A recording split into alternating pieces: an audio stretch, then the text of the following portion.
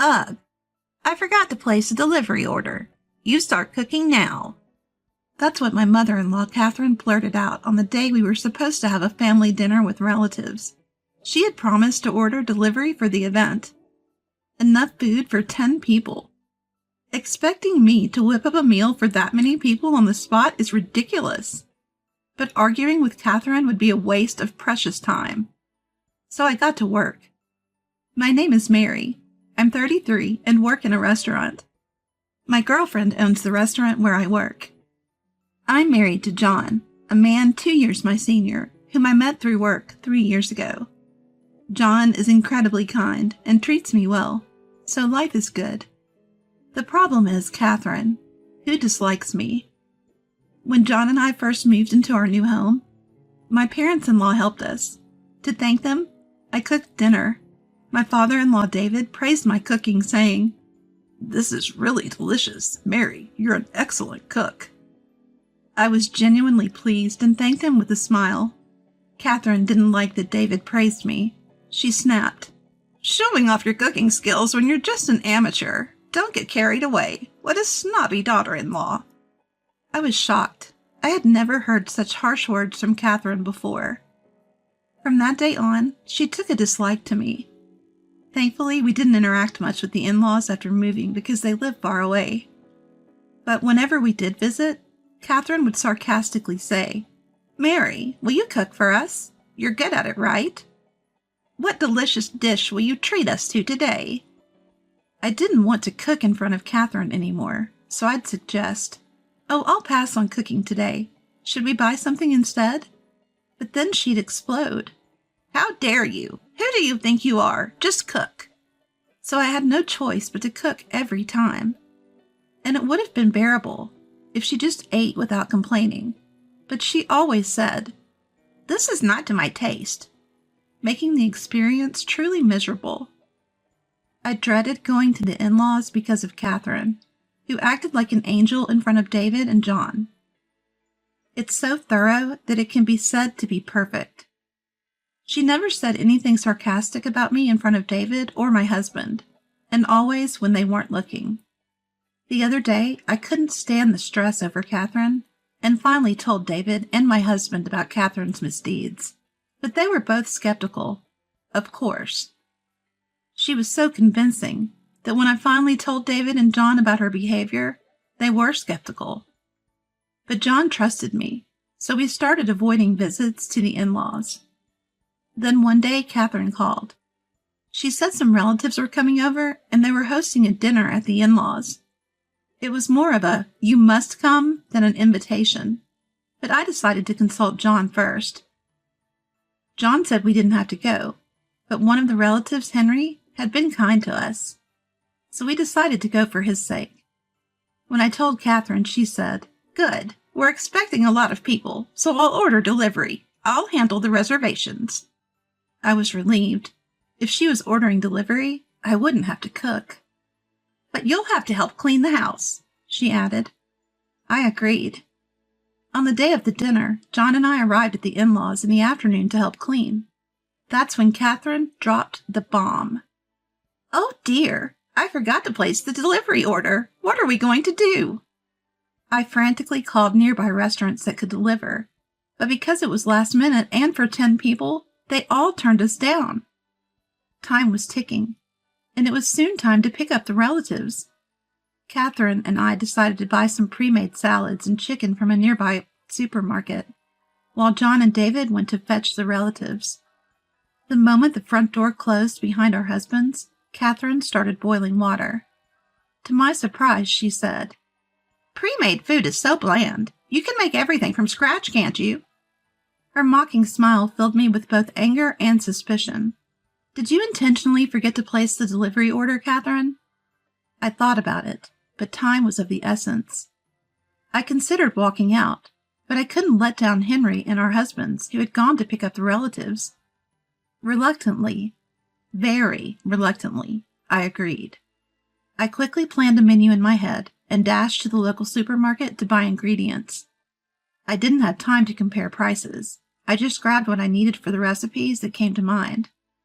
If Catherine had intentionally skipped the delivery, She'd surely criticize me for using what was already in the house. So I even repurchased the seasonings I usually use. When I returned to the in-laws' house, laden with bags, Catherine was leisurely sipping coffee in the living room. "My, you've bought a lot. I'm sure you'll make us lots of delicious dishes. What's with that face? I'm letting you use my kitchen, so get cooking." I was infuriated by her tone that I considered dropping everything and leaving. But I swallowed my anger and started cooking, not for Catherine, but for Henry and the other relatives.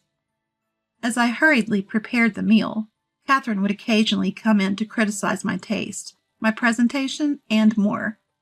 When I asked where certain kitchen tools were, she just laughed and didn't tell me.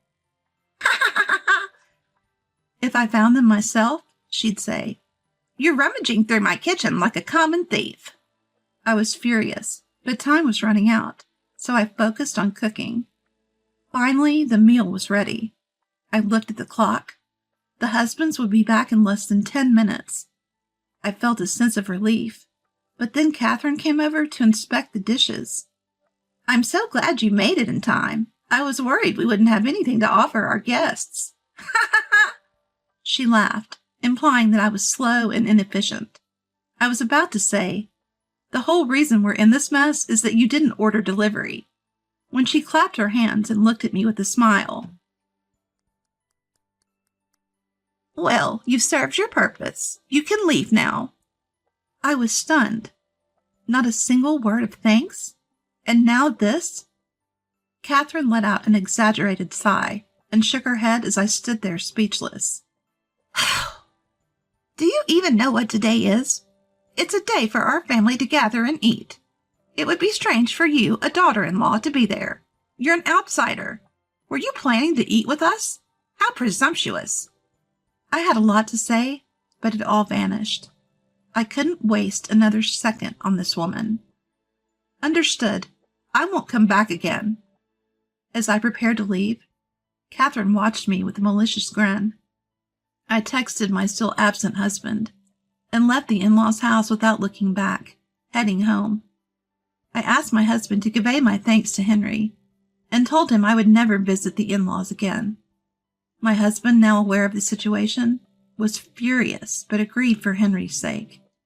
3 hours later, Catherine called. I ignored it, but she kept calling, so I blocked her number. Then my husband called. First, he confirmed that he'd thanked Henry, which was a relief.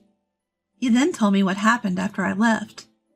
Catherine explained my absence to the arriving relatives as a sudden illness. She then served the dishes I'd prepared, claiming them as her own. My husband, who knew the truth, was furious, and David also realized that the food was unlike Catherine's usual fare. He tries desperately to pursue Catherine in front of his relatives. Henry took one bite and immediately said, "This tastes like Wilson's restaurant. You're saying you made this?" Catherine stumbled over her words as Henry grilled her on the ingredients and the dish names. Finally, she admitted, "Actually, I forgot to place the delivery order, so I had it delivered from that restaurant." But then another relative chimed in, "That restaurant doesn't do delivery." Cornered, Catherine finally snapped, "Fine, I apologize for serving food from such a cheap restaurant." Henry and the others were stunned. "That's a high-end restaurant we only go to on special occasions," Henry retorted. And then the relative said, "Wilson's restaurant is a high-end place we go to for special occasions. And didn't you know Mary is training there to take over from her grandfather?" Catherine had mocked me as an amateur cook, but I'd been working as a chef at a high-end restaurant. I may not yet be on par with my grandfather, a master chef with 15 years of experience, but I certainly know more about cooking than Catherine. I had clearly told her where I worked and that it was my grandfather's restaurant. Her mistake likely came from confusing it with similarly named local restaurants. My grandpa's restaurant had been a local favorite for years. There are few other places around here that have also adopted the chef in their names, trying to ride on its coattails. You'll find places like Wallace's restaurant and Watson's restaurant, so maybe that's why Catherine got confused. In today's world, you can find all sorts of information online, but my grandpa despises media attention and turns down all TV interviews. The restaurant doesn't even have a website. Reservations are only taken over the phone, so it must have been hard for Catherine to find it. She heard from relatives that they dined there a few times and muttered, "I thought Mary was just a waitress at some small restaurant." Catherine was ready to laugh it off, but then Henry shifted the focus to me. "Is Mary okay? I heard she's not feeling well. She shouldn't be cooking for all these people if she's sick." "Exactly, Catherine. Did you force a sick Mary to cook? Why isn't she resting in her room? Did you really just make her cook and then send her home?" As the questions piled on, Catherine seemed to break into a cold sweat. That's when my husband showed everyone the message I'd sent before coming home, revealing Catherine's harassment. The relatives were outraged. Despite their long journey, they left, and Catherine kept angrily calling me. While my husband was explaining all this, Catherine was yelling obscenities at me. I couldn't help but laugh at her barely audible shouts of, "Come and apologize." "I promised never to return, so let's just cut ties," I said. A few hours later, my exhausted husband came home. He'd also decided it was impossible to continue relations with Catherine and had cut ties. "Even though I said we're cutting ties, she might still show up. Make sure the doors are locked," he warned. I double-checked the locks on the doors and windows before going to bed. But the next day, Catherine showed up at the restaurant where I work. Even though we hadn't opened yet, she barged in furious. My grandpa, thinking it was a robbery, was met with Catherine yelling, "Your granddaughter is a terrible person. She has no manners." Amidst her nonsense, I tried to intervene, but my grandpa calmly looked down at her. Annoyed, Catherine slammed down a menu. "From now on, I'll educate her as a daughter-in-law should be. As compensation, let me eat here for free. Forever." "What are you talking about? This is nonsense. Bring me some water. I'm going to kick her out," my grandpa said. Stunned by her absurdity, my grandpa shrugged and turned to the staff. Catherine snapped at them. "What are you doing? The customer is always right." "If you claim to be a god, act like one. I'll handle this troublesome person. Mary, go receive the vegetables. They might be waiting," my grandpa instructed me. Just as I was about to head to the back door, Henry appeared. "Good morning. It was noisy and no one was around, so I let myself in," Henry said. Catherine was startled by Henry's sudden appearance and finally quieted down. Henry is actually a farmer and a longtime business partner who delivers produce directly to our restaurant.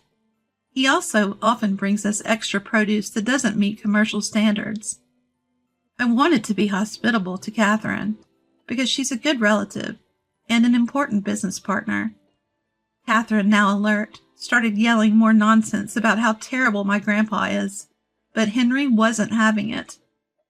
Angry that his friend of many decades was being insulted, he told Catherine, "You'll never get produce from us again," effectively cutting ties.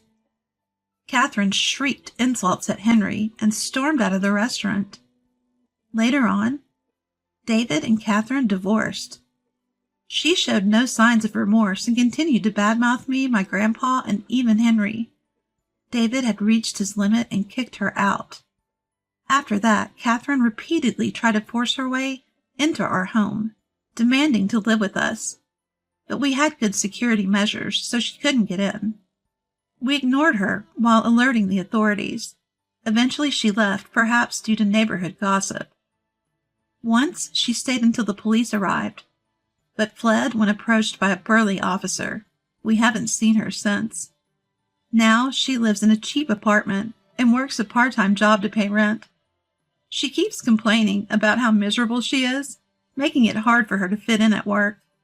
She's struggling with her new job since she's always been a homemaker, and seems to be under a lot of stress. She's barely making ends meet, and has been asking relatives for money, but everyone is ignoring her. All her voicemails and messages go to my husband's phone, which we've set to block her calls. Life has been peaceful since. 6 months later, I found out I was pregnant. Maybe it's because the stress from Catherine is gone, but my husband David and my family are all thrilled. and eagerly awaiting the new addition to our family.